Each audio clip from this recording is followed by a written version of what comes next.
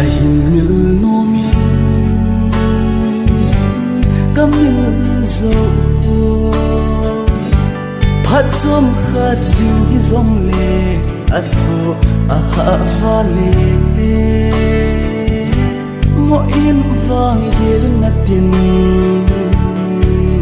katsan ya bo na gon to sa kahin lel zin ye golo iki ngai na kan nai se lu mo lo ze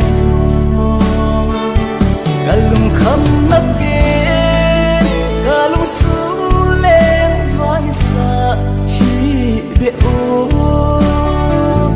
sanggalau sanggarung kasolo ta kipanani hi bang loma kahin ko na yen thei sa kakutu na ho in de do in lang nei hingai hi